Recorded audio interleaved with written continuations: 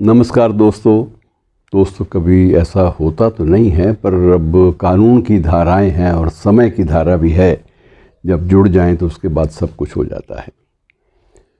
जुल्फ़िकार अली भुट्टो, आपको याद होंगे, भुट्टो के नाम से भी आप जानते हैं। भुट्टो यद्यपि शारीरिक रूप से 39 वर्ष पहले चले गए थे, ये तो नहीं कह सकते, लेकिन जो उनका दस्तूर है इस्लाम का, उसके मुताबिक वो कब्र में दफन कर दिए गए थे क़यामत तक। तो ता क़यामत वो कहा जाता है कि दोबारा फिर से ज़िंदगी, प्रलय आएगी और उसके बाद नई सृष्टि आएगी और तब ये मुर्दे सारे के सारे कब्र में से उठेंगे। तो ये सारी चीज़ें इस्लाम से, शरीयत से जुड़ी हुई हैं। हमें उस लंबे इतिहास में, लंबी प्रक्रिया के अध्ययन में नहीं जाना। फ़िलहाल भुट्टो तक सीमित।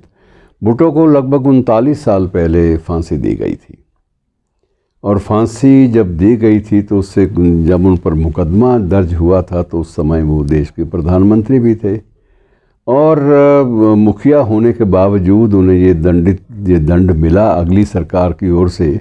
अगली सरकार का ये आरोप था कि ये श्रीमान जी ने षड्यंत्र रचे हैं, साजिशें रची हैं बहुत सारी, और उन साजिशों, उन षड्यंत्रों का जो कानूनी पहलू है वो इस बात की मांग करता है कि इस शख्स को सज़ाए मौत दी जाए।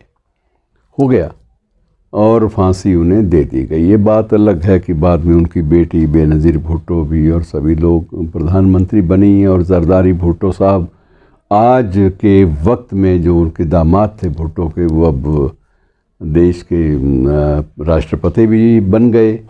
इससे पहले बिलावल भुट्टो ने भी अपनी पारी खेली। तो ये सिलसिला तो चल रहा है। भुट्टो परिवार का दबदबा कभी भी सिंध प्रांत से और अन्य क्षेत्रों से बाहर नहीं हो पाया। बहरहाल मुकदमा हुआ। इसी फैसले के ख़िलाफ़ ज़रदारी साहब ने एक अपील दायर की सुप्रीम कोर्ट में कि इस फैसले के बारे में कोर्ट अपनी राय दे, क्या ये ठीक था।